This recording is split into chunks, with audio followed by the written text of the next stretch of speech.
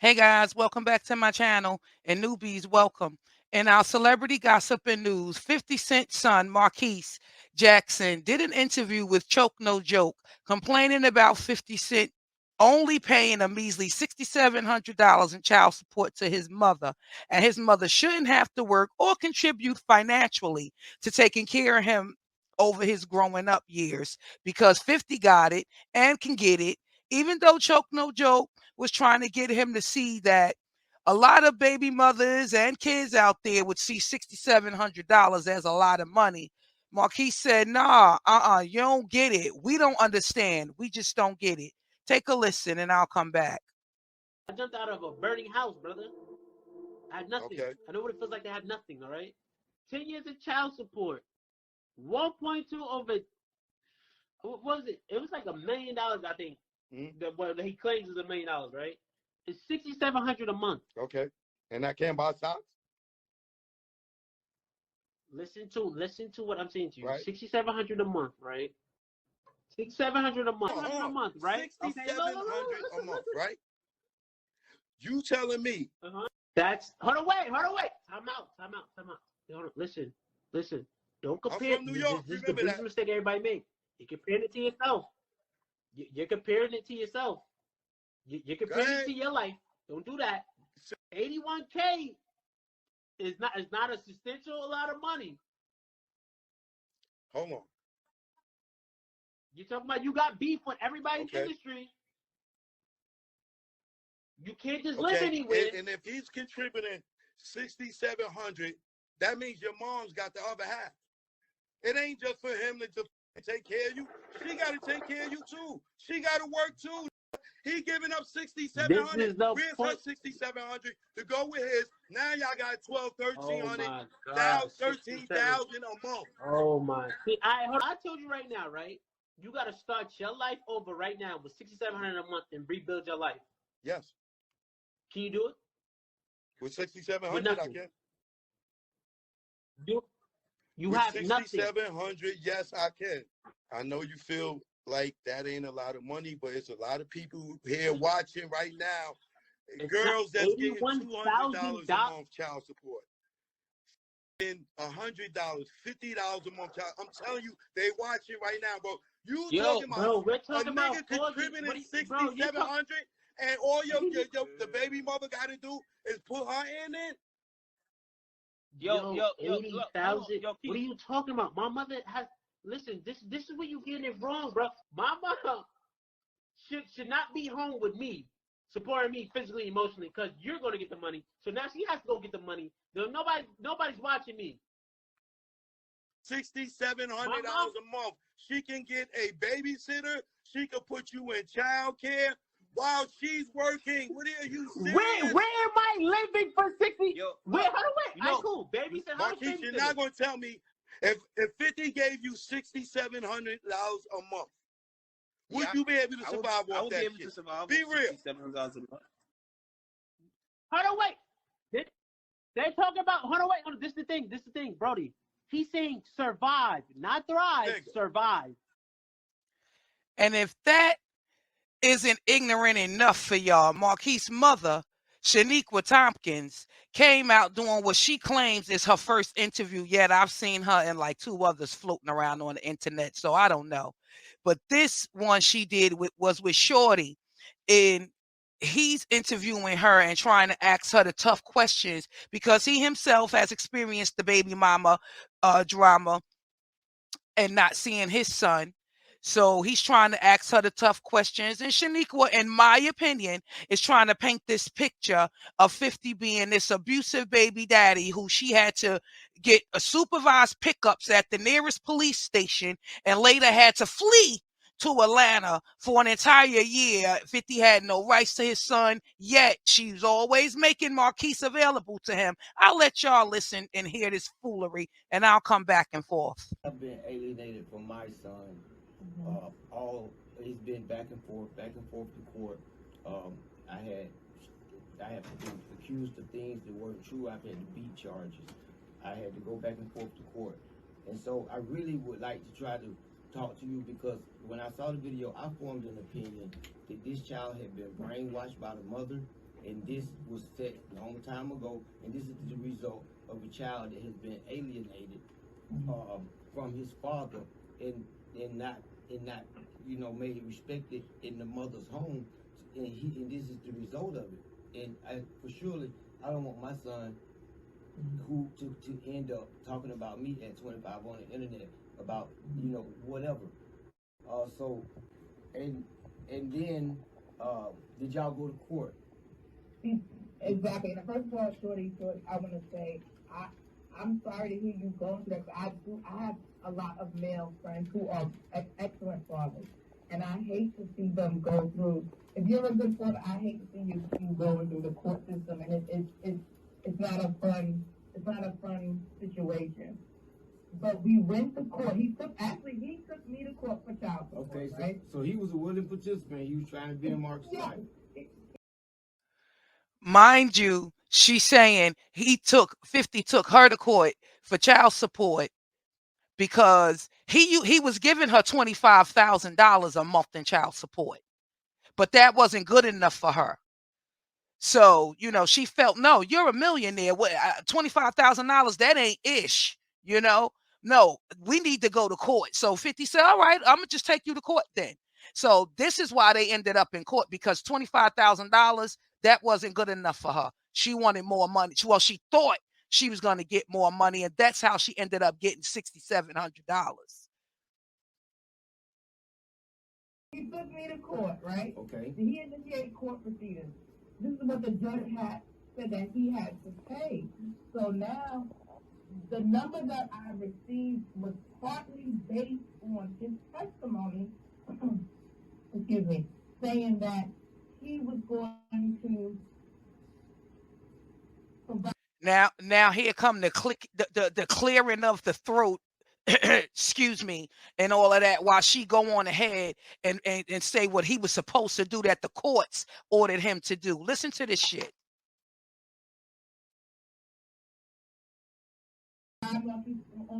For vacation, extracurricular activities, clothing, it's based on lifestyle. I don't know if you know, like the law in New York. Well, I'm sure it's kind of universal in the sense that the percentages are the same or different. It's 17% for one, 22% for two. But when a certain tax bracket, it's called lifestyle. I do have a lot of different questions to ask, but I want to ask. Yeah, and it is called lifestyle when you live that lifestyle, but she wasn't living that lifestyle. 50 didn't move her in to his Mike Tyson mansion when he moved. She had her little spot, her little house, that he set her up in. So that's what you got. That's your lifestyle. That's what the courts felt. And that's why she got $6,700. She should have kept the damn 25,000.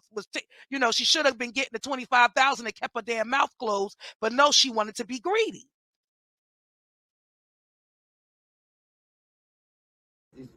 When you say you left him, what were the like? How did this happen?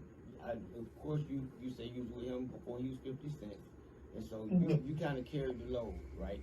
Yeah, I worked. He wasn't working. Mm-hmm. He wasn't the six-ticket drug dealer that he was claiming to be. Mm-hmm. And I worked and I took care of us.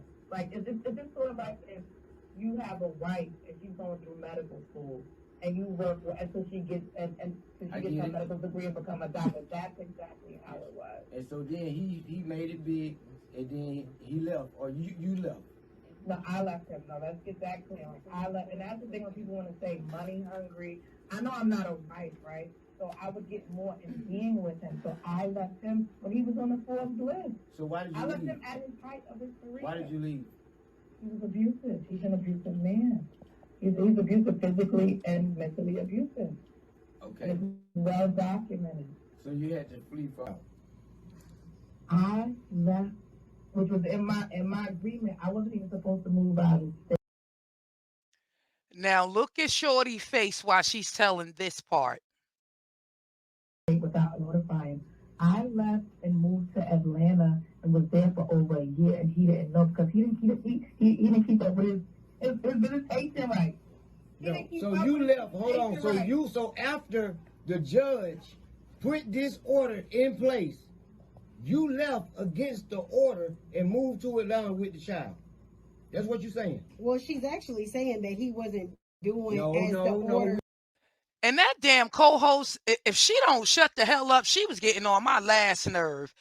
No, she did just what Shorty said. She left and took the child against the court order. 50 ain't even have a problem with that. But she left and took his son all the way to Atlanta from New York, moved with the kid, with Marquise, without his permission, didn't ask him nothing, didn't talk to him. And if y'all notice, just listen and peep how she keeps saying, my son, while she's talking about this, my son, my son, my son. No, all she wanted to do was reap the benefits of the money, but it's her kid and she called all the shots. That's what I seen going on here. But that's my opinion. And I'm going to say, and I'm just going to call a spade a spade. She wanted to do what the hell she wanted to do, but she wanted to reap all the benefits too. We talking about law now. We in the. Go ahead, ma'am. I'm sorry. He wasn't keeping up with I couldn't have left. He wasn't keeping up with his visitation. He didn't see Marquise for over a year. No one. We had minor smoke inhalation, but we had we lost everything. We jumped out of a second-story window. All we had was the pajamas we jumped out of the window with. That's it. And he got all the insurance money. And so after the fire, during the court proceedings for the custody, how did the judge rule? With the custody proceedings? Yes, y'all, because y'all was in court, right? You say he took you to court for child support. Well, so the custody is the next thing. He gave up all his rights. He signed up for his rights. Now he signed off all his rights. He gave up all his rights. But watch how she backpedal on that when Shorty started hitting her with some more questions, because that don't make sense. How he gave up all his rights, but you getting all of this child support, and you left and moved with the kid, moved with Marquise all the way to Atlanta, but he gave up all his rights. But he shows up in Atlanta to see his son. Girl, just listen. This is some bullshit. Hold on. So y'all went to court in 2007? Yeah, 2008. And when y'all went to court in 2007, 2008, he was asking to be put on child support. Right? Right. And he was asking to relinquish all rights. He didn't want to see your son. No. He gave me primary custody, as in if Y'all see Shorty face? He said, yeah, I thought so. Like, girl, you know damn well that man ain't give up his rights. We know what happened. The judge gave you primary custody, the custodial custody, because the child lived with you. That's all that was. I decided with school Marquise, all important. Okay, because you were the custodial parent, but what was his arrangements for visitation? He had every other weekend, every other holiday. If he wanted to see Marquise out of the scope, he has to give me a certain notice, 2 days out the week. And not 2 days, but 2 days in advance, just to let me know so we could, make provisions. Was life bad? Well, we had a house fire during the court proceedings, and we lost everything. And he got all the insurance money. He was trying to kick us out the house. He got all the insurance money. So we only had left. We lost. Thank God we had our lives, right? Okay. And he did not. He did it the first couple times while we in court. But it's a PR stunt. And then after that, no calls, no contact. He didn't keep up with his. And so you never took the child away from him. You never, even though y'all got in a fight. By law, I couldn't. If he wanted to drag me back into court for that, he would have. Yeah, see how she's saying by law, and if he wanted to drag me back into court, he could have. Yeah, he could have, but he didn't, because he's traveling, he's pursuing his music, and you're taking care of his son, you getting your money. So yeah, he ain't bothering you, he ain't tripping on that, you moving away and getting the house and shit. So what's the problem? the average person who doesn't have the money. Yeah, but when you I mean, it's a fire. You said it was a fight right after the fight. Y'all got in a fight. Before the fight. There was a fight. There was a fight, and then there was a fight, and then y'all went to court, and you sued him for $50 million. When was this? When I sued, okay, we jump from topic to topic. Okay, I'm gonna stick with this one. Okay. Look, we jumping from topic to topic. I want to stick with this one. Yeah, she want to keep sticking with the story that of the narrative she's trying to push of him being abusive, and she had to get contact visitation set up at the police station, and she lost everything in the fire. She want to stick with the story she want to continue to talk about.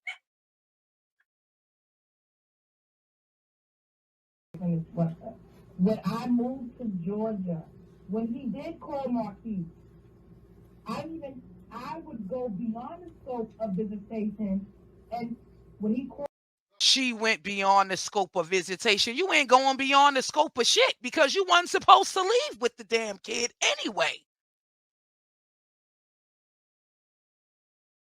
Call me, he would give me at least 2 days. He would call me, I'm here. And how many days were you supposed to give him before you moved to Atlanta from New York? Yeah.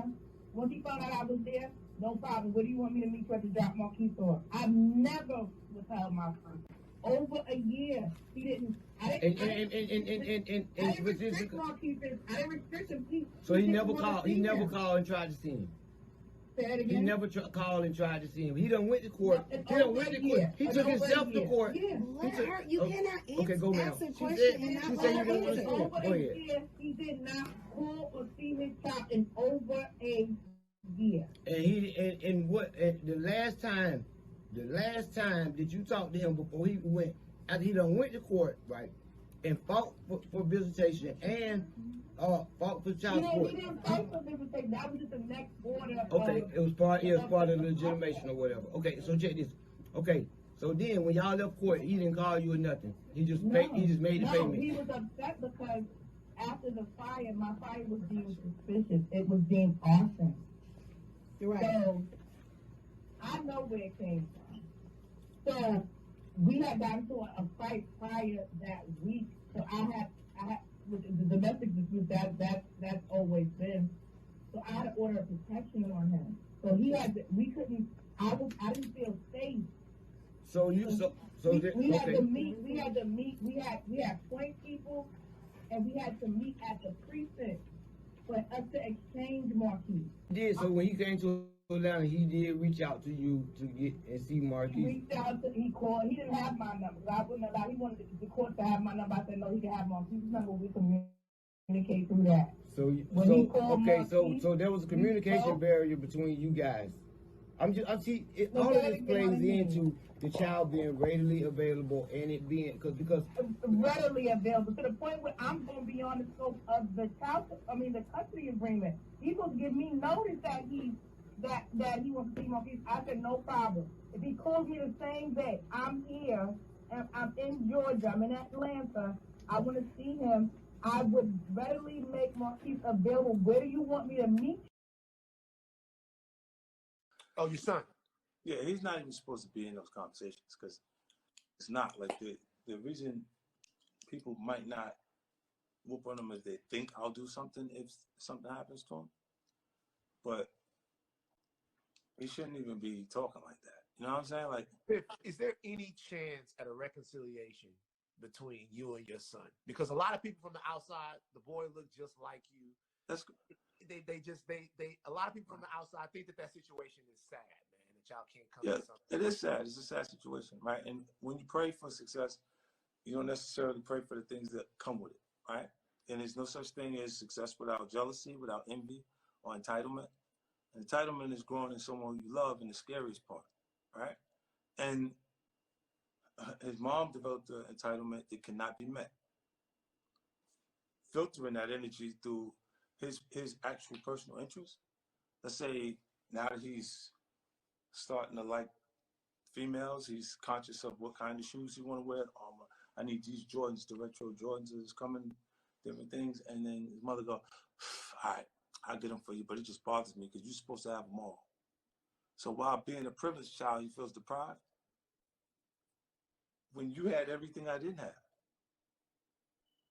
I can tell you how much my kids cost. In New York State, 1.360.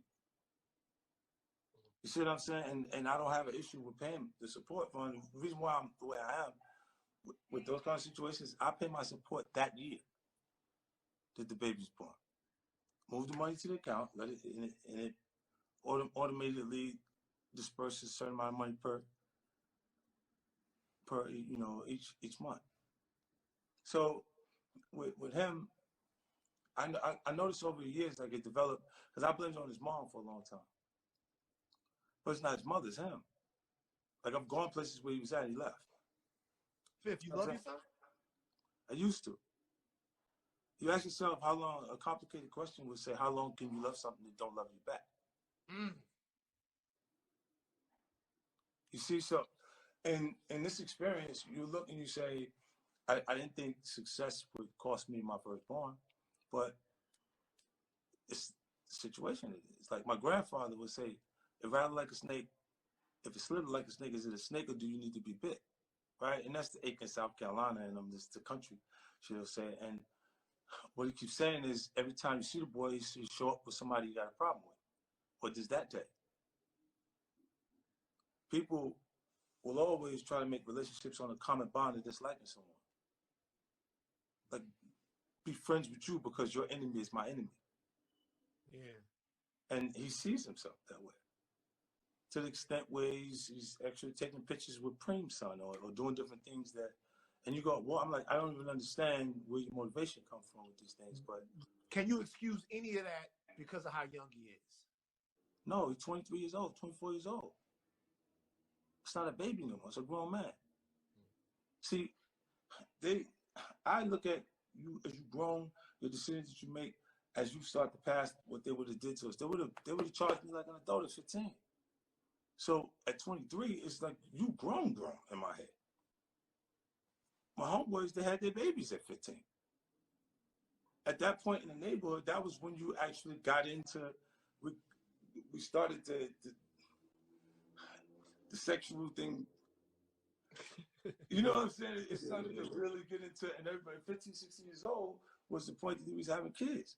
So like I was super late with him because I didn't want to have, something that I didn't actually connect with because we both was babies, at that point. And then later, I mean, all these things don't turn out the way you want. Life just doesn't work like that. You know what I mean? And what would have to happen for you guys to have a relationship again? That's the last question I'll ask about it. I don't know. I ran into him one time. This is ill, right? Right after, it was 2 months before his support was finished.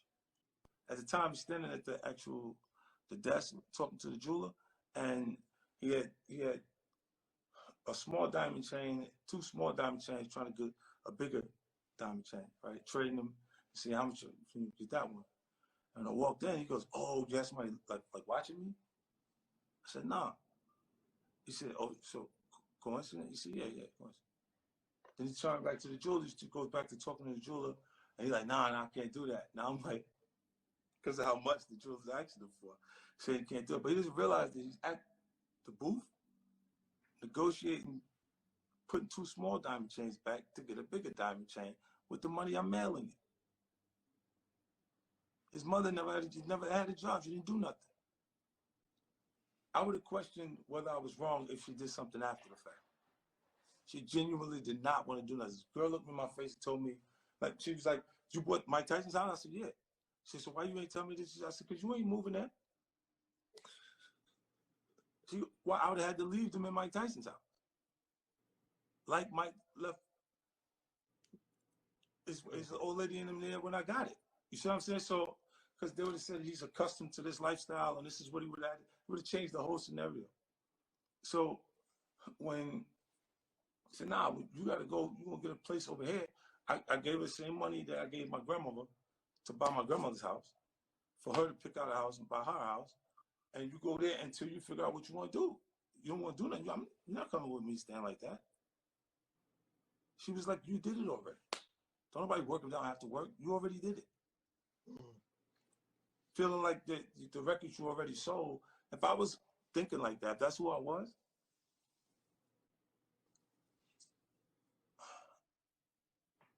Yeah, they've been over. I can see where 50 is coming from as a parent, because it's like, dude, my money is not your money. And what do you want to do with your life besides live off of me? Don't you want to make your own money? Your father trying to teach you independence and stability, yet you want to be a bum. That's what I call it, when you want to do nothing out of life and have no motivation to do nothing. What do y'all think? Drop down in the comment box. Let's chat about it.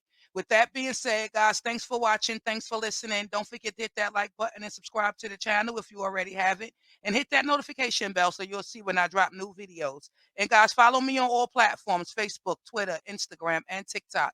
All that's It's the Girl Talk TV.